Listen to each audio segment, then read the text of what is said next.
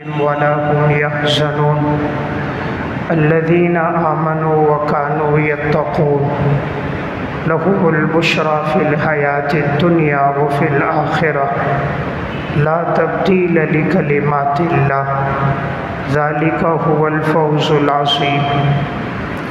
وقال النبي صلى الله عليه وسلم خيركم من تعلم القرآن وعلمه. وقال النبي صلى الله عليه وسلم خيركم المدافع عن عشيرته ما لم يأسم. وقال النبي صلى الله عليه وسلم خيركم خيركم لأهله وأنا خيركم لأهلي. صدق اللہ العظیم. میرے انتہائی واجب الاحترام قابل صد احترام بھائیوں، دوستوں اور بزرگوں، احادیث مبارکہ کی روشنی میں بعض ایسے افراد اور اعمال ہیں کہ جن کو رسول اللہ صلی اللہ علیہ وسلم نے سب سے بہترین انسان قرار دیا اور اس عمل کو سب سے بہترین عمل قرار دیا. دنیا میں ایک چیز تو یہ ہے کہ ہم میں سے کوئی کہے کہ فلاں شخص سب سے بہتر ہے، فلاں عمل سب سے اچھا ہے، اور ایک یہ ہے کہ لسان نبوت سے کسی کے بارے میں کہا جائے کہ فلاں شخص سب سے بہترین انسان ہے اور فلاں عمل سب سے بہتر عمل ہے. تو رسول اللہ صلی اللہ علیہ وسلم نے چند ایسے لوگوں کے بارے میں ارشاد فرمایا کہ یہ لوگ بہترین انسان ہیں. تو ہم میں سے ہر ایک آدمی یہ چاہے کہ یہ اعمال ہماری زندگی میں آ جائیں تاکہ نگاہ نبوت میں ہم سب سے بہترین انسان بن جائیں. ایک یہ ہے کہ کوئی دنیا کا آدمی ہمیں بہتر کہے، ایک یہ ہے کہ رسول اللہ صلی اللہ علیہ وسلم ہمیں بہتر کہیں. تو ایسے اعمال کون سے ہیں؟ تو میں چند ایسے اعمال آپ کے سامنے عرض کروں گا کہ جن کو رسول اللہ صلی اللہ علیہ وسلم نے سب سے بہترین عمل قرار دیا اور ایسے شخص کو سب سے بہترین انسان قرار دیا. تو سب سے پہلا انسان کون ہے؟ تو رسول اللہ صلی اللہ علیہ وسلم نے ارشاد فرمایا خیرکم من تعلم القرآن وعلمہ. تم میں سب سے بہترین انسان وہ ہے جو قرآن کریم سیکھے اور دوسرے لوگوں کو سکھائے. تو یہ صحیح بخاری کی روایت ہے. تو آپ نے سب سے بہترین انسان اس کو قرار دیا کہ جو قرآن سیکھے اور دوسرے لوگوں کو قرآن سکھائے. حضرات صحابہ اکرام کی زندگی اسی میں گزری. قرآن کریم کی تلاوت کرنا، قرآن کریم سیکھنا، آنے والی نسلوں کو سکھانا اور خود قرآن پر اپنی زندگی گزارنا اور قرآن کی تلاوت کو اپنے معمولات میں لے کر آنا. حضرات صحابہ اور سلف کی زندگی میں عمل رہا. خود جناب رسول اللہ صلی اللہ علیہ وسلم کی حالت یہ تھی کہ جب آپ پر وحی کا نزول ہوتا، صحیح بخاری کی روایت ہے، ام المومنین حضرت عائشہ رضی اللہ تعالیٰ عنہ فرماتی ہیں سخت سردی کے ایام ہوتے تھے، رسول اللہ صلی اللہ علیہ وسلم پر پسینہ آ جاتا تھا. یعنی وحی کے نزول کے وقت سردی کے ایام میں بھی آپ کو پسینہ آ جاتا. سنن ابی داؤد کی روایت ہے، حضرت زید بن ثابت رضی اللہ تعالیٰ عنہ فرماتے ایک دفعہ رسول اللہ صلی اللہ علیہ وسلم پہ وحی نازل ہو رہی تھی تو آپ صلی اللہ علیہ وسلم کی ران مبارک میری ران کے اوپر تھی.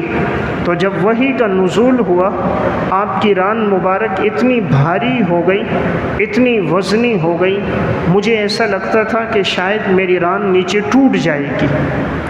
تو قرآن کریم چونکہ ایک بڑا بھاری کلام ہے، بڑا وزنی کلام ہے، رب العالمین کا کلام ہے کہ اللہ فرما رہے لو انزلنا هذا القرآن على جبل لرأيته خاشعا متصدعا من خشیۃ اللہ. اگر ہم اس قرآن کو پہاڑ پہ نازل کرتے تو اللہ کے خوف سے وہ پہاڑ ریزہ ریزہ ہو جاتا. رسول اللہ صلی اللہ علیہ وسلم پر جب قرآن نازل ہوتا تھا، اگر آپ اونٹنی پر ہوتے قصوہ پر تو وہ بھی بیٹھ جاتی تھی. یعنی وحی کا اتنا بوجھ تھا کہ اونٹنی بھی ایک دم بیٹھ جاتی تھی، آپ کا بوجھ نہیں اٹھا پاتی تھی. اس سے معلوم ہوتا ہے وحی کا نزول ایک بہت بابرکت عمل ہے۔ تو بہترین انسان وہ ہے، سب سے پہلا آدمی خیرکم من تعلم القرآن وعلمہ، جو قرآن سیکھے اور دوسروں کو سکھائے۔ صحیح بخاری کی روایت ہے، حضرت اسید بن حضیر رضی اللہ تعالیٰ عنہ تلاوت کر رہے تھے، رات کا وقت تھا، قیام اللیل میں قرآن پڑھ رہے تھے، ان کے بیٹا یحییٰ قریب میں سویا ہوا تھا اور ان کا گھوڑا بھی ادھر بندھا ہوا تھا۔ تو جب انہوں نے قرآن کریم کی تلاوت شروع کی تو گھوڑا وجد میں آ گیا اور گھوڑا یوں بدکنے لگا۔ ان کو ایسا لگا کہیں ایسا نہ ہو یہ گھوڑا میرے بیٹے کو کچل نہ دے، تو انہوں نے نماز مکمل کی۔ کہتے ہیں جیسے میں نے آسمان کی طرف نظر ڈالا تو مجھے بڑی روشنیاں نظر آئیں، بڑی خوبصورتی نظر آئی، آسمان بڑا روشن تھا۔ صبح آئے، رسول اللہ صلی اللہ علیہ وسلم کو بتایا، آپ صلی اللہ علیہ وسلم نے فرمایا یہ فرشتے تھے کہ جب تم تلاوت کر رہے تھے تو یہ رحمت کا نزول ہو رہا تھا، اگر تم پڑھتے رہتے تو صبح کے وقت یہ فرشتے لوگوں کی نگاہوں سے بھی اوجھل نہ ہوتے۔ یعنی یہ تلاوت کے وقت نزول ملائکہ تھا، اس وجہ سے یہ کیفیت طاری ہو گئی۔ تو دیکھیں پہلا انسان جو قرآن پڑھے اور لوگوں کو سکھائے بہترین انسان ہے۔ غزوہ احد کا موقع تھا، جب صحابہ اکرام کی شہادتیں ہوئیں تو اب آپ صلی اللہ علیہ وسلم تدفین کے دوران، چونکہ 70 صحابہ شہید ہوئے تھے احد میں، تو اب بسا اوقات ایک ایک قبر میں 2 3 کی بھی تدفین ہوئی، اس لیے کہ صحابہ زخمی بھی تھے، تکلیف کی حالت میں بھی تھے، امام الانبیاء خود بھی زخمی تھے۔ تو جب کسی کو قبر میں رکھا جاتا، آپ علیہ الصلوۃ والسلام پوچھتے تھے ایہم اکثر اخذا للقرآن، ان میں سے قرآن کس کو زیادہ یاد ہے اس کو پہلے دفناؤ۔ تدفین میں اس کو مقدم کرتے، اس کو پہلے دفناتے، سامنے رکھتے کہ جس کو قرآن زیادہ یاد ہوتا تھا۔ تو گویا حضور نے خود بھی قرآن کو ترجیح دی، امت کو بھی ایک سبق دیا کہ قرآن اپنی زندگی میں لے کر آؤ۔ حضرات صحابہ میں بھی بڑا معمول تھا قرآن کریم کی تلاوت کا۔ معرفت الصحابہ میں امام ابو نعیم اصفہانی فرماتے، حضرت عثمان رضی اللہ تعالیٰ عنہ نے 1 رکعت میں پورا قرآن کریم تلاوت فرمائی ہے۔ تو قرآن کے ساتھ صحابہ کا بھی بڑا والہانہ تعلق تھا۔ اس کے بعد امت کے لوگوں کا بھی عجیب تعلق تھا۔ امام یحییٰ بن سعید القطان رحمۃ اللہ علیہ تذکرۃ الحفاظ میں ہے، 20 سال تک ان کا معمول تھا ہر شب میں 1 قرآن کریم تلاوت فرماتے تھے، ہر رات میں 1 قرآن کریم تلاوت کرتے تھے، 20 سال تک ان کا معمول تھا۔ امام ابو بکر بن عیاش رحمۃ اللہ علیہ شرح صحیح مسلم میں امام نووی رحمہ اللہ نے لکھا 30 سال تک ان کا معمول تھا ہر دن 1 قرآن کریم یہ تلاوت فرماتے تھے۔ تو میں نے عرض کیا بہترین انسان سب سے پہلا کون ہے؟ حضور فرما رہے خیرکم من تعلم القرآن وعلمہ، جو قرآن کریم سیکھے اور سکھائے گا، آپ نے فرمایا وہ سب سے بہترین انسان ہوگا۔ حضرت ثابت بنانی رحمۃ اللہ علیہ حلیۃ الاولیاء میں ہے، فرماتے ہیں کہ مسجد کا کوئی ستون ایسا نہیں ہے جہاں بفضل اللہ تعالی میں نے 1 قرآن کریم ختم نہ کیا ہو۔ جامع مسجد تھی، اس کے ستون تھے بہت سے، فرمایا ہر ستون کے پاس میں نے 1 قرآن پڑھا ہے، اور ہر ستون کے پاس الحمدللہ میں رویا ہوں، یعنی آہو بکا میں، رقت میں، اللہ کے سامنے تضرع اور عاجزی میں روتا رہا۔ تو سلف میں ایسے لوگ آئے ہیں جن کا قرآن سے بڑا والہانہ تعلق تھا، اور قرآن کی دوستی وفادار دوستی قبر میں بھی انسان کے ساتھ ہے، حشر کے میدان میں بھی قرآن انسان کے ساتھ ہے۔ علامہ یافعی رحمۃ اللہ علیہ روض الریاحین میں اور علامہ سیوطی شرح الصدور میں لکھتے ہیں، ایک شخص کہتا ہے ہم قبر کھود رہے تھے، اس دوران ساتھ کی جو قبر تھی اس کی ایک اینٹ اوپر سے ہٹ گئی، جب میری نظر پڑی تو تا حد نگاہ قبر بالکل کشادہ تھی، ایک جنت کا باغ نظر آتا تھا، اور مجھے یوں نظر آیا کوئی اندر بیٹھ کر قرآن پڑھ رہا ہے، اور اس کے حروف یوں چمک رہے تھے جیسے کہ سونے کے حروف ہوتے ہیں، گود میں قرآن ہے، سونے کی طرح چمک رہا ہے۔ اس نے میری طرف نظر اٹھائی، کہا قیامت قائم ہو گئی؟ میں نے کہا نہیں۔ فرمایا اینٹ کو اپنی جگہ رکھ دو۔ کہتے میں نے رکھ دیا تو پتہ چلا بعد میں یہ وہ شخص تھا جس کی زندگی میں قرآن سے تعلق تھا۔ تو قرآن کی دوستی وفادار، قرآن دنیا میں بھی ساتھ، قبر میں بھی ساتھ ہے، اور قرآن انسان کے ساتھ حشر کے میدان میں بھی قرآن انسان کے ساتھ ہے۔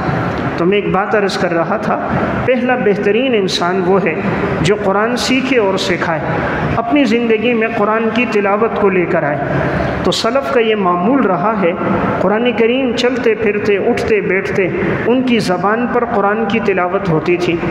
امام بخاری رحمۃ اللہ علیہ ہدی الساری میں ہے، سحری کے بعد تلاوت شروع کرتے، افطاری تک ایک قرآن پورا ہو جاتا، 10 سپارے تہجد میں پڑھتے، 3 دن میں ایک قرآن قیام اللیل میں پورا ہو جاتا، 20 آیات تراویح کی نماز میں پڑھتے، اور پورے مہینے میں ایک قرآن تراویح میں پورا ہو جاتا۔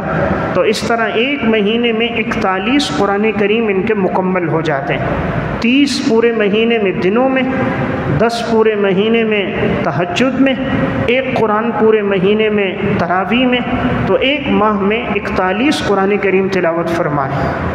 تو میں بات عرض کر رہا تھا، پہلا بہترین انسان وہ ہے جو قرآن سیکھے اور سکھائے۔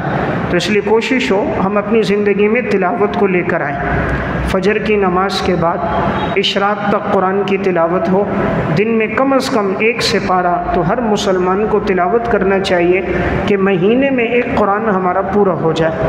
کتنے افسوس کی بات ہے، مسلمان ہو کر سالہ سال گزر جاتے ہیں، ہمیں قرآن پڑھنے کی توفیق نہیں ہوتی۔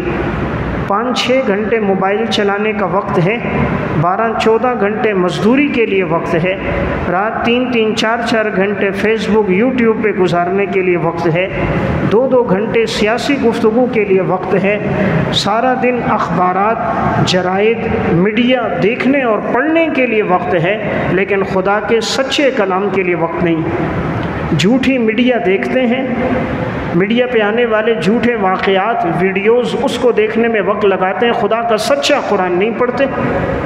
اصل بات ہے اللہ کی توفیق نہیں ہے کہ رب العالمین توفیق نہیں دے رہا، اس لیے ہم قرآن نہیں پڑھ پا رہے۔ تو میں نے عرض کیا پہلا بہترین انسان جس کی زندگی میں قرآن ہو، اس لیے قرآن پڑھانے والوں کو کبھی حقیر نہیں سمجھنا چاہیے۔ بعض لوگ جو حفظ کی کلاس پڑھا رہا ہو، ناظرہ پڑھا رہا ہو، مسجد کی خدمت کر رہا ہو، اس کو حقیر سمجھتے ہیں، حالانکہ حضور فرما رہے ہیں یہ سب سے بہترین انسان ہے۔ ہماری نظروں میں اگر اس کی کوئی حیثیت نہیں ہے، ہماری خامی ہے۔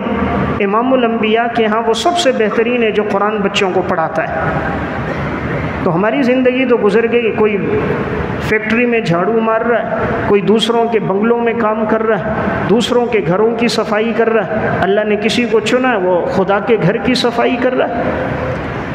آج کتنے جو دوسرے سیاسی لوگوں کے لیے نعرے لگاتے ہیں، ان کے پوسٹر لگاتے ہیں، ان کی دعوت دیتے ہیں، مؤذن خدا کی وحدانیت کی دعوت دیتا ہے، رسول اللہ صلی اللہ علیہ وسلم کی رسالت کی دعوت دیتا ہے، حی علی الصلاح حی علی الفلاح میں نماز اور کامیابی کی دعوت دیتا ہے۔ یہ تو بہترین انسان ہے۔ جتنے لوگ اس کی پکار پہ نماز کے لیے آئیں گے، حدیث میں آتا ہے ان سب کا پورا پورا حصہ مؤذن کو ملے گا، اور شجر و حجر سب قیامت کے دن اس کے حق میں گواہی دیں گے۔ تو اس لیے اگر آذان کا موقع ملے آذان دینی چاہیے۔ قرآن کی تلاوت کے لیے دن میں وقت نکال کر قرآن کریم کو اپنی تلاوت کو معمولات میں لے کر آئیں۔ دوسرا بہترین انسان کون ہے؟ رسول اللہ صلی اللہ علیہ وسلم نے ارشاد فرمایا، خیارکم احسنکم اخلاقا، تم میں بہترین انسان وہ ہے جس کے اخلاق اچھے ہوں گے۔ تو میں عرض کر رہا ہوں بہترین انسان کون ہے؟ تو دوسرا بہترین انسان حضور فرما رہے خیارکم احسنکم اخلاقا، تم میں جس کے اخلاق سب سے اچھے ہوں گے وہ سب سے بہترین انسان ہوگا۔ رسول اللہ صلی اللہ علیہ وسلم کے اخلاق سب سے عالی، اس لیے قرآن کریم نے آپ کے بارے میں فرمایا کہ ہم نے حضور کو خلق عظیم دیے، سب سے اونچے اخلاق اللہ نے حضور کو عطا فرمائے۔ حضرت انس بن مالک فرماتے ایک دفعہ کچھ اعرابی تھے، حضور کے پاس آئے، رسول اللہ صلی اللہ علیہ وسلم کے کندھے مبارک پر چادر کی زور سے کھینچی، کندھے پہ نشان پڑ گیا، لیکن حضور پھر بھی اس کی طرف دیکھ کر مسکرانے لگ گئے، آپ نے انہیں کچھ نہ کہا۔ ایک دفعہ چند دیہاتی لوگ آ گئے، آپ کو پیچھے کرتے کرتے بالکل کیکر کے درخت، ببول کی درختوں کی طرف لے گئے۔ حضور نے فرمایا میرے پاس اس وقت کچھ نہیں ہے میں تمہیں دوں، اگر ہوتا میں تمہیں دے دیتا، تم لوگ مجھے بخیل جھوٹا نہ پاتے، لیکن اس وقت ہے نہیں۔ تو حضور کے عالی اخلاق تھے، آپ علیہ السلام نے درگزر فرما دیا، معاف فرما دیا۔ تو میں عرض کر رہا ہوں دوسرا بہترین انسان جس کے اخلاق سب سے اچھے ہوں، کردار سب سے اچھا ہو، اسد الغابہ میں اور الاصابہ میں واقعہ ہے۔ فتح مکہ کا موقع تھا، اب صحابہ اکرام مکہ میں داخل ہوئے ہیں، سن 8 ہجری ہے، تقریباً 10,000 صحابہ اکرام کا قافلہ ہے۔ جس وقت جا رہے ہیں تو رسول اللہ صلی اللہ علیہ وسلم کا سر مبارک جھکا ہوا ہے، اتنا جھکا ہوا ہے گویا سواری سے لگ رہا ہے۔ حالانکہ جب کوئی آدمی کسی شہر میں فاتحانہ طور پہ داخل ہوتا ہے تو بڑی اکڑ کے داخل ہوتا ہے، سینہ تان کے داخل ہوتا ہے، اس کے نام کے نعرے لگ رہے ہوتے ہیں، لیکن حضور بڑی عاجزی کے ساتھ داخل ہوئے۔ صحابہ میں بعض کی زبان پہ آیا الیوم یوم المرحمہ، آج کا دن جنگ کا دن ہے، آپ نے فرمایا نہیں الیوم یوم المرحمہ، آج رحم کا دن ہے۔ ملحمہ جنگ کا دن نہیں، رحم کا دن ہے۔ تو حضور نے سب کے لیے معافی کا اعلان کر دیا، حالانکہ یہ وہی مکہ والے تھے جنہوں نے 13 سال رسول اللہ صلی اللہ علیہ وسلم پہ، صحابہ پہ ظلم کیا تھا۔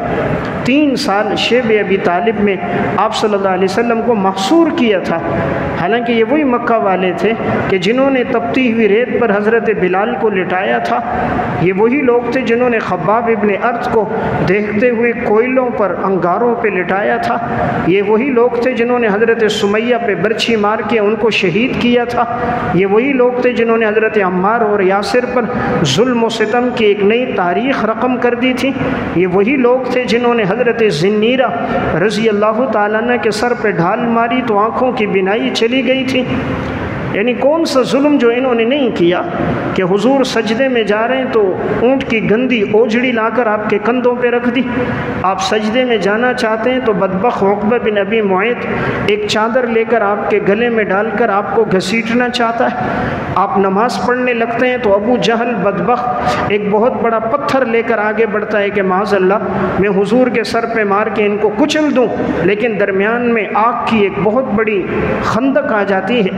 حضور فرماتے تھے کہ اگر یہ آگے بڑھتا تو فرشتے اس کو نوچ نوچ کر بوٹی الگ کر کر کے مار دیتے، تو یہ بدبخت پھر آگے نہ بڑھ سکا۔ تو میں عرض کر رہا ہوں 13 سال میں ہر ظلم ہوا، لیکن رسول اللہ صلی اللہ علیہ وسلم کے عالی اخلاق تھے۔ جب فتح مکہ میں داخل ہوئے آپ نے سب کو معاف کر دیا، فرمایا من دخل دار ابی سفیان فہو آمن، ابو سفیان کے گھر کوئی گیا اس کے لیے بھی امن، من القى السلاح فہو آمن، جس نے ہتھیار رکھے اس کے لیے بھی امن، من اغلق بابہ فہو آمن، جس نے دروازہ بند کر دیا اس کے لیے بھی امن، جو بیت اللہ میں داخل ہوا اس کے لیے بھی امن، سب کو آپ نے معاف کر دیا۔ چند ایک کے علاوہ حضور نے سب کے لیے معافی کا اعلان کیا۔ یہی فتح مکہ کا موقع ہے، اسد الغابہ میں الاصابہ میں واقع ہے۔ ابو جہل کی بہو حضرت حکیم رضی اللہ تعالیٰ عنہ، ابو جہل کی بہو ہے، حضرت عکرمہ کی گھر والی ہے، رسول اللہ صلی اللہ علیہ وسلم کے پاس آئی اور فرمایا کہ میں ایمان قبول کرتی ہوں۔ آپ صلی اللہ علیہ وسلم بڑے خوش ہو گئے کہ ابو جہل کی بہو ہے، اللہ نے ایمان کی توفیق دے دی۔ جب وہ مسلمان ہو گئیں تو حضور سے کہنے لگی اگر میرا شوہر عکرمہ جو ابو جہل کا بیٹا تھا، کہا وہ جیسے فتح مکہ ہوا ہے صحابہ مکہ میں داخل ہوئے تو وہ بھاگ کر سمندری راستے سے یمن کی طرف جا رہا تھا، وہ یہ سمجھ رہا تھا کہ کہیں حضور اور صحابہ ہمیں چھوڑیں گے نہیں، ہم نے 13 سال ان پہ ظلم و ستم کیا، میرے والد ابو جہل نے ہر قسم کی تکلیفیں مسلمانوں کو دیں، تو عکرمہ کشتی میں بیٹھ کر یمن کی طرف جانے لگا تھا۔ تو ان کی گھر والی حضرت حکیم حضور سے کہنے لگی اگر میرا شوہر آ جائے تو کیا آپ ان کو معاف کر دیں گے، ان کو امن دے دیں گے؟ آپ صلی اللہ علیہ وسلم نے فرمایا ہاں بلاؤ، اس کے لیے امن ہے، ہم اسے کچھ نہیں کہیں گے، جاؤ اپنے شوہر کو اطلاع دو۔ اب یہ عکرمہ کشتی میں جا رہا تھا تو جیسے ہی درمیان میں کشتی پہنچی اچانک سمندر کی موجوں میں طغیانی آ گئی، تو اب سب کشتی میں لات اور منات کو پکارنے لگے، بتوں کو پکارنے لگے۔ تو کشتی چلانے والے نے کہا یہاں لات اور منات کام نہیں آتے، محمد کا رب مدد کرتا ہے۔ لات اور منات کے بس کی بات نہیں، یہ عزا کی بات نہیں، یا محمد کے رب کو پکارو گے تو کشتی اس سے نکلے گی ورنہ نہیں۔ اکرمہ کہتا ہے میں نے کہا یہی تو اختلاف میرا باپ کرتا رہا، اگر یہی بات ہے مشکل میں محمد کا رب ساتھ دیتا ہے تو حقیقت میں رب ہے ہی وہ جو محمد کا رب ہے۔ تو اکرمہ نے دل میں نیت کر دی کہ اگر کشتی واپس ہی پیچھے آ گئی اور اللہ نے مجھے واپس لوٹایا تو میں حضور کے ہاتھ پر ایمان لے کر آ جاؤں گا۔ اب چونکہ سمندر میں طغیانی تھی تو کشتی والوں نے کہا پیچھے واپس جاتے، تو واپس ساحل سمندر پر آ گئے۔ حضرت ام حکیم بھی ساحل سمندر کے قریب پہنچ چکی تھیں، جب اپنے شوہر اکرمہ کو دیکھا کہا آپ صلی اللہ علیہ وسلم نے تمہیں امن دیا ہے، میں نے خود حضور سے بات کی ہے، انہوں نے کہا اپنے شوہر کو بلاؤ ان کے لیے امن ہے۔ حضرت اکرمہ ابو جہل کا بیٹا کہ جس نے ہر قسم کی تکلیف حضور کو دی ہے، اور حضور فرماتے تھے میری امت کا فرعون ہے ابو جہل، یعنی فرعون تھا کہ ہر اذیت اس نے امام الانبیاء اور صحابہ کو دی ہے، لیکن اسی کا بیٹا اکرمہ جب حضور کے پاس آ رہا تھا، رسول اللہ صلی اللہ علیہ وسلم کی نگاہ پڑی، آپ خوشی میں کھڑے ہو گئے، ابو جہل کے بیٹے کے استقبال میں کھڑے ہو گئے، فرمایا مرحبا بالراکب المہاجر، خوش آمدید ہو اس مسافر کے لیے جو ہجرت کر کے آ رہا ہے۔ حضور نے استقبال کیا، گلے کے ساتھ لگایا، آپ علیہ الصلوۃ والسلام خوش ہو گئے، کلمہ پڑھایا اور اکرمہ مسلمان ہو گیا۔ تو میں نے عرض کیا دوسرا بہترین انسان رسول اللہ صلی اللہ علیہ وسلم فرما رہے ہیں خیارکم احسنکم اخلاقا، تم میں جس کے اخلاق سب سے اچھے ہوں گے، حضور نے فرمایا وہ سب سے بہترین انسان ہوگا۔ تیسرا بہترین انسان کون ہے؟ رسول اللہ صلی اللہ علیہ وسلم نے ارشاد فرمایا خیرکم خیرکم لموالیہ، المعجم الکبیر طبرانی کی روایت ہے، تم میں بہترین انسان وہ ہے جو اپنے نوکروں کے ساتھ، خادموں کے ساتھ، ماتحتوں کے ساتھ سب سے اچھا سلوک کرے۔ تو تیسرا بہترین انسان حضور فرما رہے ہیں جو اپنے نوکروں کے ساتھ، ماتحتوں کے ساتھ اچھا سلوک کرے وہ بہترین انسان ہے۔ دیکھیں حضور دنیا سے جا رہے تھے، آپ صلی اللہ علیہ وسلم نے دو باتیں ارشاد فرمائی تھی، میرے اور آپ کے پیغمبر کی دو نصیحتیں ہیں دنیا سے جاتے وقت، نمبر 1 الصلاۃ، نماز قائم کرنا، نمبر 2 وما ملکت ایمانکم، اپنے نوکروں ماتحتوں کے ساتھ اچھا سلوک کرنا۔ اس لیے کوشش ہو انسان اپنے نوکروں کے ساتھ، مزدوروں کے ساتھ حسن سلوک سے پیش آئے۔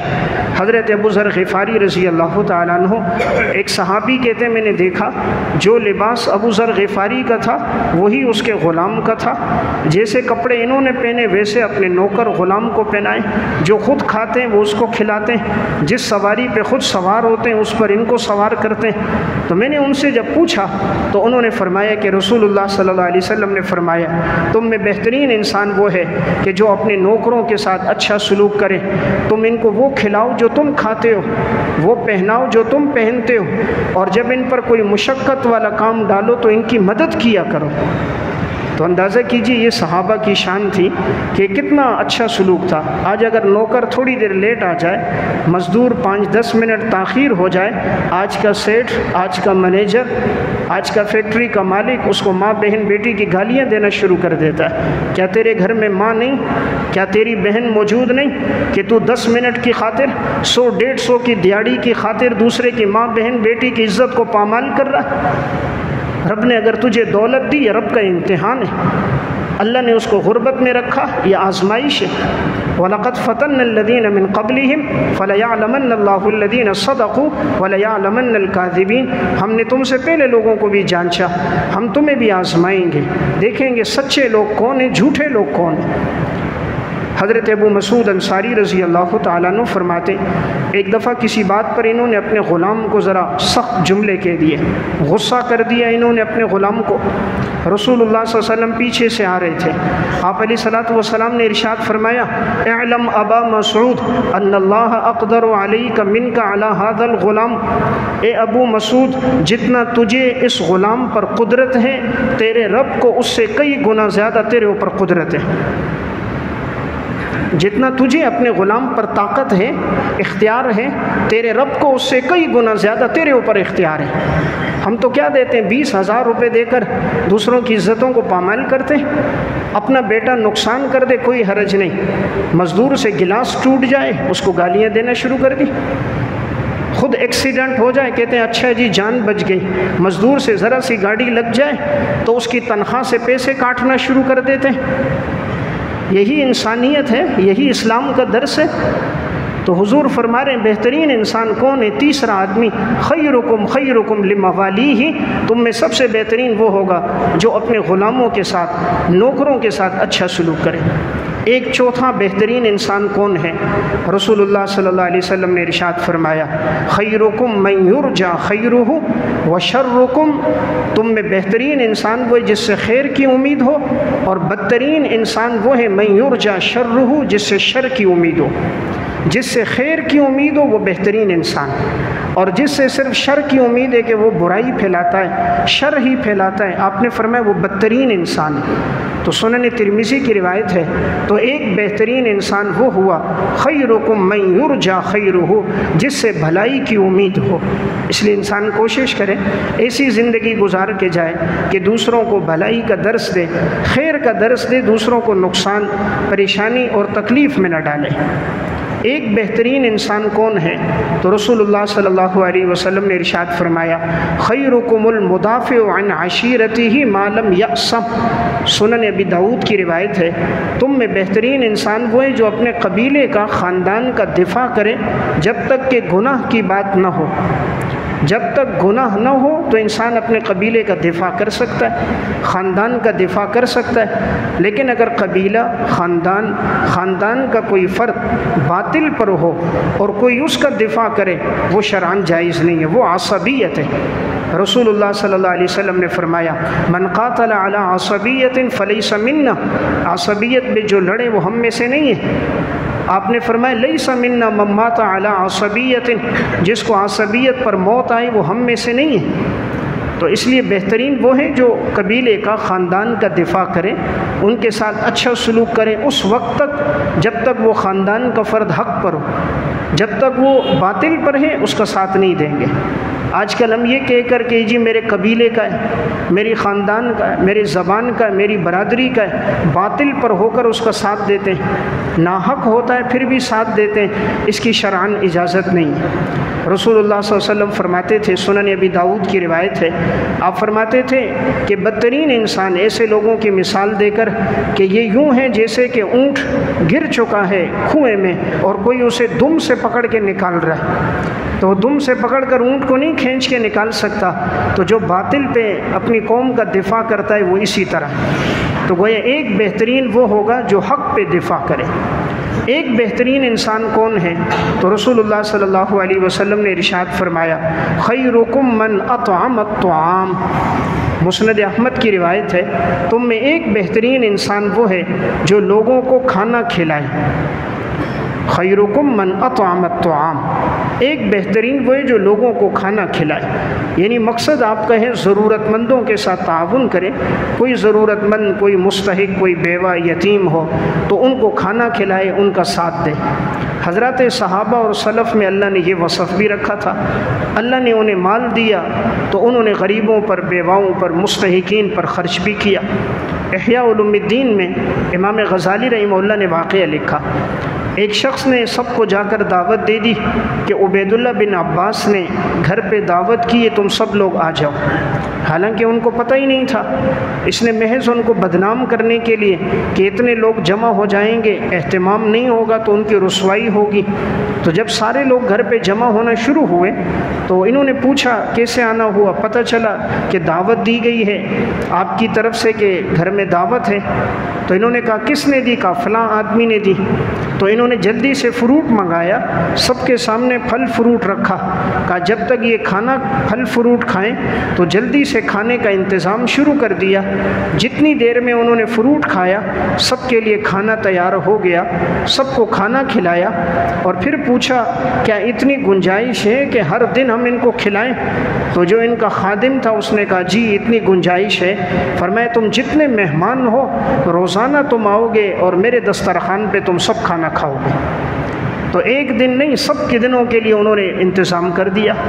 تو یہ ہے خیرکم من اطعم الطعام، بہترین وہ ہے جو دوسروں کو کھلائے۔ تو آج ہماری کوشش ہوتی ہے دوسروں سے کھانے کی۔ حضور کا مقصد ہے کہ دیا ہے تقسیم کرو، مال تقسیم کرنے سے بڑھتا ہے، جتنا انسان تقسیم کرتا ہے رب کے نام پہ دیتا ہے یہ بڑھتا ہے۔ جیسے کنویں کا جتنا پانی نکالو اتنا ہی پانی بڑھنا شروع ہو جاتا ہے۔ حضرات سلف میں اللہ نے یہ عادت رکھی تھی۔ امام ابن ابی دنیا کی کتاب مکارم الاخلاق، اس میں انہوں نے واقعہ لکھا، حضرت عبداللہ بن جعفر رضی اللہ تعالیٰ راستے میں گزر رہے تھے، ان کے پاس سونے کا ایک انار تھا، انار کی طرح پورا سونا تھا۔ تو ایک شخص نے آ کر ان سے کہا کہ حضرت جعفر طیار کے بیٹے عبداللہ تم مجھے اللہ کے نام پر یہ دے دو۔ تو وہ سونے کا تھا، انہوں نے پورا اس کو دے دیا، 300 مسقال اس کا وزن بنتا تھا، اتنا قیمتی تھا، اس نے اللہ کے نام پر مانگا، انہوں نے اس کو دے دیا۔ یعنی ایسی سخاوت تھی ان لوگوں کی، رب کے نام پر یوں خرچ کرتے تھے۔ یہی امام ابن ابی دنیا میں مکارم الاخلاق میں لکھا، حضرت حسین رضی اللہ تعالیٰ عنہ اپنے خادموں کے ساتھ کھانا کھا رہے تھے، ایک ہی دسترخوان پہ، نوکر بھی ساتھ ہیں، غلام بھی ساتھ ہیں، اور جنت کے نوجوانوں کے سردار اسی دسترخوان پر اپنے غلاموں کے ساتھ کھانا کھا رہے ہیں۔ ہم تو آج اس کو جراثیم سمجھتے ہیں، جس گلاس میں نوکر پانی پی لے مزدور اس میں پانی نہیں پیتے، جس پلیٹ میں وہ کھا لے کہتے ہیں جراثیم لگتے ہیں۔ لیکن کیا شان تھی اہل بیت کی، کیا مقام تھا حضرات صحابہ کا، ایک ہی دسترخوان پہ کھانا کھا رہے۔ تو ایک شخص کہتا ہے میرے پاس 2 اونٹنیاں تھیں، مجھے غلے کی ضرورت تھی، میں نے کہا میں کس سے مانگوں؟ کسی نے کہا حضرت حسین ہے اہل بیت میں سے، ان سے مانگو انشاءاللہ یہ دیں گے، واپس نہیں کرتے کسی کو خالی ہاتھ۔ کہتے ہیں جب میں گیا میں نے دیکھا وہ اپنے غلاموں کے ساتھ کھانا کھا رہے، تو میرے دل میں آیا کہ جو غلاموں کے ساتھ کھائے تو اپنے کھانے کو بچانے کے لیے پتہ نہیں وہ ہمیں کیا دے گا، دل میں ویسے خیال آنے لگا۔ ان کا لباس دیکھ کر، ان کی سواری دیکھ کر، ان کی زندگی میں تو عاجزی تھی، تواضع تھی، عموماً مالدار ہوتے ہیں، ٹاٹ باٹ ہوتی ہے۔ تو یہ گئے اور کہا جی میری 2 سواریاں ہیں اور گھر کے اندر فاقہ ہے، علاقے کے لوگ غربت میں ہیں، آپ کچھ تعاون فرما دیجئے۔ فرمائے وہ جتنی کھجوریں سامنے پڑی ہوئی ہیں خشک ہونے کے لیے رکھی ہیں، جتنی تمہیں چاہیے اپنی اس اونٹوں پہ سوار کرو اور لے کر چلے جاؤ، جتنی لوڈ کر سکتے ہو رکھ سکتے ہو لے جاؤ۔ وہ شخص کہتا ہے میں گیا اور میں کھجوریں بھرتا رہا، بوریوں کی بوریاں بھر دیں اور میں نے اپنے دونوں اونٹوں پہ رکھی۔ جب آیا مصافحہ کر رہا تھا حضرت مسکرا گئے، فرمایا یہ بھی نہیں پوچھا کہ اتنی کہاں لے کے جا رہے ہو، فرمایا اگر اور ضرورت ہے تو پھر آ جانا۔ فرمایا میں نے زندگی میں ایسے سخی لوگ نہیں دیکھے۔ تو میں عرض کر رہا تھا ایک بہترین انسان رسول اللہ صلی اللہ علیہ وسلم فرما رہے ہیں کہ جو لوگوں کو کھلائے، خیرکم من اطعم الطعام، اللہ نے دیا ہے اللہ کے راستے میں دے۔ المستدرک علی الصحیحین میں واقع ہے، حضرت ابو ایوب انصاری رضی اللہ تعالیٰ عنہ میزبان رسول ہیں، بصرہ آئے، عبداللہ بن عباس رضی اللہ تعالیٰ عنہ سے ملاقات ہوئی، وہ خوش ہو گئے، میزبان رسول بصرہ آئے، پتہ چلا کہ ابو ایوب انصاری پہ قرضہ ہے۔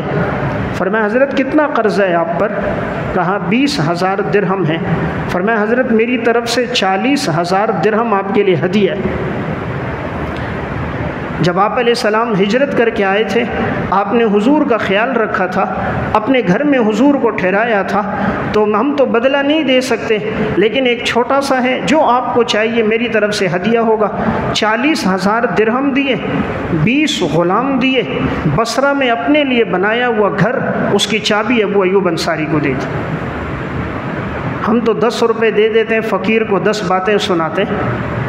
مسجد کی جھولی میں 100 روپے ڈال دیا تو وہ ٹھیکیدار ہے، اب وہ مرضی سے بٹن کھولے گا، بٹن بند کرے گا، آنے والوں پہ جرا کرے گا، اس لیے 100-200 روپے خدا کے نام پہ دیے۔ ہم تو رب کے نام پہ جھولی گھومے سکے تلاش کرتے ہیں۔ سلف کی عادت تھی جو دیا رب کے نام پہ خرچ کیا۔ رب العالمین کا معاملہ بھی ان کے ساتھ اسی طرح تھا۔ حدیث میں آتا ہے دو فرشتے ہیں، ایک دعا کرتا ہے اللہم آت منفقا خلفا، یا اللہ جو خرچ کرے تو اس کو اس کا بہترین بدلہ عطا فرما۔ دوسرا فرشتہ دعا کرتا ہے یا اللہ جو روک کے رکھے تو اس کے مال کو تلف کر دے، ہلاک کر دے۔ تو کہا روکنے والے کا مال ہلاک ہو جاتا ہے، خرچ کرنے والے کے مال کو اللہ بڑھا دیتا ہے۔ تو بہرحال ایک بہترین انسان وہ ہے جسے اللہ نے دیا اور اس نے خرچ کیا۔ ایک بہترین انسان کون ہے؟ صحیح ابن حبان کی روایت ہے، رسول اللہ صلی اللہ علیہ وسلم نے فرمایا خیرکم الینکم مناکب فی الصلاۃ، بہترین انسان وہ ہے جس کے نماز میں کندھے نرم ہوں۔ کندھے نرم ہوں اس کا مطلب کہ وہ نماز میں سیدھا کھڑا ہو، بالفرض اگر وہ سب سے پیچھے ہے، ایک پاؤں آگے ہے یا ٹیڑھا ہے، کوئی پیچھے سے آ کر اس کو اگر سیدھا کرتا ہے تو وہ سیدھا ہو جائے، ہٹ درمی نہ کرے، ضد نہ کرے۔ اگر صف میں ٹیڑھا تھا کسی نے آ کر اس کو سیدھا کر دیا تو اس کو سیدھا ہو جانا چاہیے۔ تو فرمایا یہ بہترین انسان ہے جس نے نماز میں اپنے کندھوں کو نرم کیا۔ تو شریعت کا حکم یہ ہے کہ صف بالکل سیدھی ہو، اس لیے رسول اللہ صلی اللہ علیہ وسلم نے ارشاد فرمایا کہ تم مل مل کر کھڑے ہو جاؤ، درمیان میں فاصلہ نہیں ہونا چاہیے، اس لیے کہ یہ شیطان جو ہے یہ کوشش کرتا ہے صفوں کے اندر سے یہ داخل ہو جائے۔ ایک بہترین انسان کون ہے؟ رسول اللہ صلی اللہ علیہ وسلم نے فرمایا خیارکم اطولکم اعمارا و احسنکم اعمالا، تم میں بہترین انسان وہ ہے جس کی عمر جتنی طویل ہوتی جائے اس کے نیک اعمال اتنے ہی زیادہ ہوتے جائیں۔ ایک بہترین انسان کون ہے؟ جتنی عمر بڑھتی جائے نیک اعمال میں اضافہ ہوتا رہے، فرمایا یہ بہترین انسان۔ آج ہوتا یہ کہ جتنی عمر بڑھتی جا رہی ہے اتنا اعمال سے کٹتا جا رہا ہے۔ پہلے اللہ نے دیا خرچ کرتا تھا، بڑھاپا شروع ہوا، اب اس کو جوڑ رہا ہے، گن رہا ہے، جمع کر رہا ہے، اور زیادہ بخل بڑھ گیا۔ پہلے اعمال کی کوشش تھی، جتنے عمر بڑھتی جا رہی ہے اعمال میں سستی آتی جا رہی، فرائض میں سستی، عبادات میں سستی، نوافل میں سستی، مسجد کے آباد کرنے میں سستی۔ حضور فرما رہے بہترین انسان وہ ہے عمر جتنی بڑھتی جائے اعمال میں اضافہ ہوتا رہے۔ اس لیے ہمیں کوشش کرنی چاہیے جتنی ہماری عمر زیادہ ہو دن بدن ہمارے اعمال میں اضافہ ہو۔ افسوس کی بات ہم چاہتے مال میں اضافہ ہو۔ آج ہماری کوشش ہے دکانیں 2 ہیں 3 کیسے ہو جائیں، فیکٹری 1 ہے 2 کیسے ہو جائیں، گاڑیاں 2 ہیں 3 کیسے ہو جائیں، لیکن اعمال میں اضافہ ہو جائے کہ آج 5 نمازیں، کل سے اشراق اوابین شروع ہو جائے، اشراق اوابین ہے تو تہجد شروع ہو جائے، تہجد ہے تلاوت شروع ہو جائے، تلاوت ہے نفلی صدقات شروع ہو جائیں۔ تو حضور فرما رہے یہ بہترین انسان ہے۔ ایک بہترین انسان کون ہے؟ رسول اللہ صلی اللہ علیہ وسلم نے فرمایا خیرکم خیرکم لأہلہ وانا خیرکم لأہلی۔ سنن ترمذی کی روایت ہے تم میں سب سے بہترین انسان وہ ہے جو اپنی گھر والیوں کے ساتھ، اپنی بیویوں کے ساتھ اچھا ہو، اور میں تم میں سب سے بہترین انسان ہوں کہ میں اپنی گھر والیوں کے ساتھ سب سے اچھا ہوں۔ حضور فرما رہے ہیں جو اپنی بیویوں کے ساتھ، اپنی گھر والیوں کے ساتھ اچھا ہو وہ سب سے بہترین انسان ہے۔ آج دیکھنے میں آتا ہے بعض لوگ باہر بہت اچھے ہوتے ہیں لیکن گھر میں بیوی بچوں کے ساتھ بڑے بد اخلاق ہوتے ہیں۔ باہر ہزاروں روپے خرچ کر دیں گے، بیوی کو خرچہ دیں گے تو گن گن کر ہر چیز کا حساب ہوگا۔ باہر تو بڑے سخی ہوں گے، گھر میں بخیل ہوں گے، ذرا سے مرچ مسالہ تیز ہو گیا برتن اٹھا کے پھینک دیں گے، ماں بہن بیٹی کی گالیاں بیوی کو دینا شروع کر دیں گے۔ ام المومنین حضرت عائشہ فرماتی ہیں رضی اللہ تعالیٰ عنہ، فرمایا رسول اللہ صلی اللہ علیہ وسلم نے زندگی میں اپنی کسی بیوی کو نہیں مارا، کسی غلام کو نہیں مارا، کسی کو آپ نے نہیں مارا، نہ کبھی اپنی ذات کی وجہ سے انتقام لیا۔ ہاں کبھی دین کی بات ہوتی تو دین کی وجہ سے انتقام لیا، اپنی ذات کی وجہ سے کبھی نہیں لیا۔ حضرت انس فرماتے ہیں میں 10 سال حضور کے پاس رہا ہوں، کبھی ایسا نہیں ہوا کہا یہ کام تم نے کیوں نہیں کیا، اور اگر میں نے نہیں کیا تو یہ نہیں کہا کہ کیوں نہیں کیا۔ فرمایا ایک دفعہ ایک کام کے لیے بھیجا، بچے تھے، بچوں میں کھیلنے لگ گئے، تو کہا کافی دیر ہو گئی، رسول اللہ صلی اللہ علیہ وسلم پیچھے سے آئے، حضرت انس کی گدی پہ ہاتھ رکھا، فرمایا بھائی وہ کام کیا جس کا میں نے تمہیں کہا تھا؟ تو کہا حضور مجھے دیکھ رہے تھے، مسکرا رہے تھے، یہ نہیں کہ مارنا شروع کیا، تھپڑ مارے، غصہ کرے، نہیں، گدی پہ ہاتھ رکھا اور مسکرا کر فرمایا انس وہ کام کیے جو میں نے تمہیں کہا تھا؟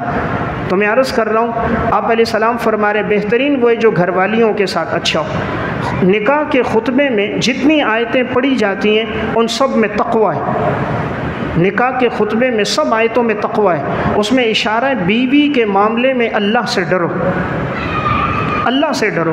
دنیا میں کسی پہ ظلم کرو نا، وہ جا کر عدالت میں جاتا ہے، کورٹ میں جاتا ہے، تھانے میں جاتا ہے، کورٹ کچہری میں جاتا ہے، دوستوں کو کہتا ہے، بیوی بیچاری کس کو کہے؟ اکثر ایسا ہوتا ہے عورت پہ ظلم ہوتا ہے، وہ سہتی رہتی ہے، برداشت کرتی رہتی ہے، کسی سے کہہ نہیں سکتی۔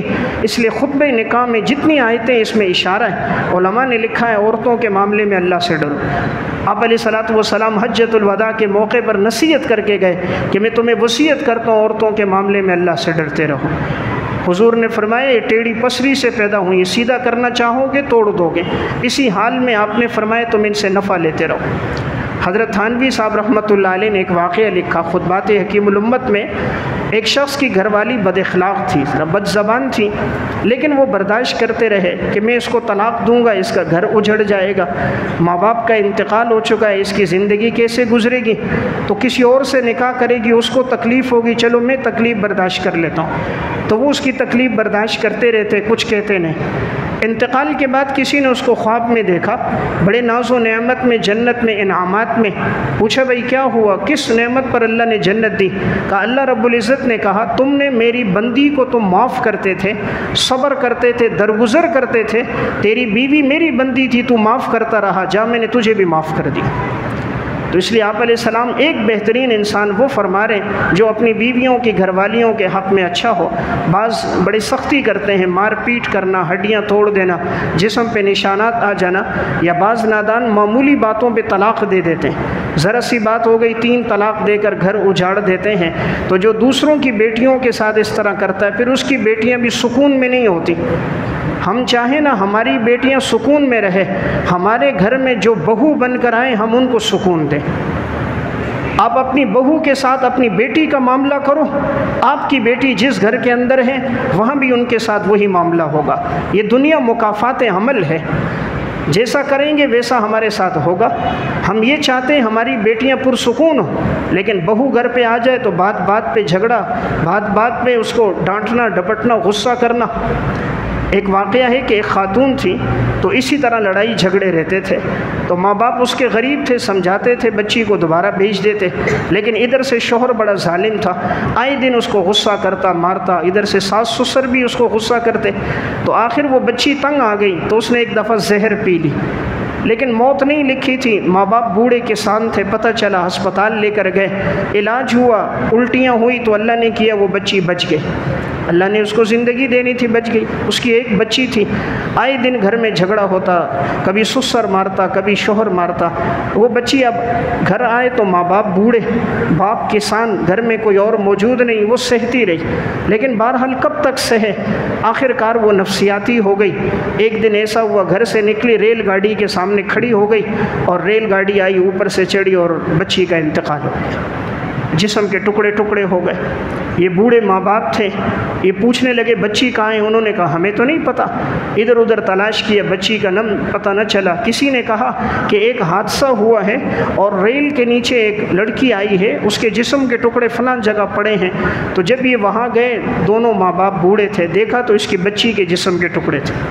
اب یہ لوگ لے کر آئے تو ان کی حالت تبدیل ہو گئی، رو رو کے، بوڑھا باپ تھا، ماں تھی۔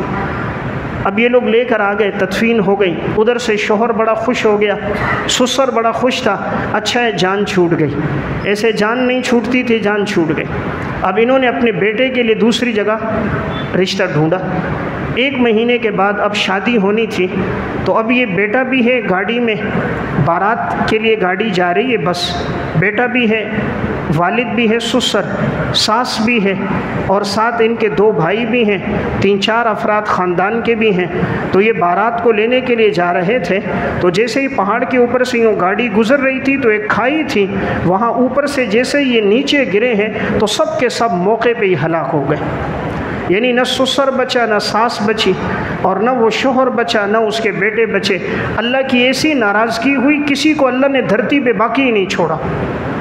تو میں ایک بات عرض کر رہا ہوں، کہ اس لیے ظلم نہیں کرنا چاہیے۔ اللہ تعالیٰ ظلم کو معاف نہیں کرتا، ڈھیل ضرور دیتا ہے، لیکن ان بطش ربک لشدید، تیرے رب کی پکڑ بڑی سخت ہے۔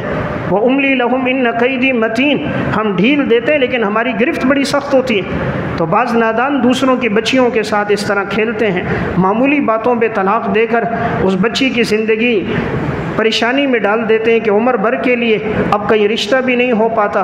ہمارے معاشرے میں تو عموماً کنواری لڑکیوں کے رشتے نہیں اچھے جائے کہ طلاق یافتہ ہو، تو پھر اس کا رشتہ ہی نہیں ہو پاتا۔ بعض بسا اوقات ایسے ہوتے ہیں بیویاں کہہ دیتی ہیں جی طلاق دو، دوسری شادی کر رہے، وہ کہتی جی طلاق دو تو ٹھیک ہے دوسری شادی آپ سے کروں گی ورنہ نہیں۔ مکافات عمل میں اسی طرح ایک واقعہ تھا، ایک شخص کہتا ہے میری بیوی بڑی نیک صالح تھی، پرہیزگار تھی، لیکن وہ فیشنیبل نہیں تھی اور اس کی زندگی فیشن میں گزرتی تھی، مال دولت پیسہ تھا، نشے میں اپنی زندگی گزار رہا ہے۔ دوسری جگہ اس نے شادی کی بات کی، اس نے کہا تم اپنی پہلی بیوی کو طلاق دو گے تو پھر میں تم سے شادی کروں گی۔ اب یہ پہلی بیوی پیسے جمع کر کے سلائی وغیرہ کر کے عمرے کے لیے گئی ہوئی تھی اپنے والد کے ساتھ، تو والد کے ساتھ یہ عمرے پر گئی ہے، اس نے پیچھے ادھر سے دوسری شادی کر دی اور اس کو کہا ٹھیک ہے جیسے وہ آئے گی میں اس کو فوراً طلاق دے دوں گا، تم پریشان نہ ہو، عمرے سے واپس آئے میں فوراً طلاق دوں گا۔ اب جیسے ہی وہ عمرے سے واپس آئی، گھر کے اندر پہنچی ہے تو اس دوسری بیوی نے شوہر سے کہا اس کو طلاق دو، تو اس نے فوراً کاغذ لیا اور کاغذ میں 3 طلاقیں لکھ دی۔ اب یہ دوسری بیوی خوشی خوشی جا رہی ہے، اب وہ بیچاری عمرہ کر کے واپس آئی ہے گھر، بجائے یہ کہ اس کو مبارکباد دیں اللہ نے عمرے کی سعادت دی، تو وہ گھر پہنچتے ہی اس نے طلاق نامہ اس کو پکڑا دیا، کہا تجھے تیرے شوہر نے طلاق دے دی، گھر کے اندر داخل نہیں ہونا، جا اپنے باپ کے گھر جا۔ ابھی وہ گھر کے چوکھٹ کے پاس آئی نہیں تھی، اس نے طلاق نامہ اس کو پکڑا دیا۔ اب جو غیرت مند لڑکی ہوتی ہے، زندگی حیا پاک دامنی میں گزرتی ہے، اس کے لیے تو طلاق بہت بڑی بات ہوتی ہے۔ تو اس نے جیسے ہی طلاق نامہ دیکھا تو بے ہوش ہو کر گر گئی کہ اب طلاق ہو گئی۔ تھوڑی دیر بعد جب اس کو لے جایا گیا والد کے گھر، ہوش آیا، پتہ چلا کہ 3 طلاق دے دی ہے۔ باپ نے تسلی دی کہ بیٹی آپ کا بدلہ اللہ لے گا۔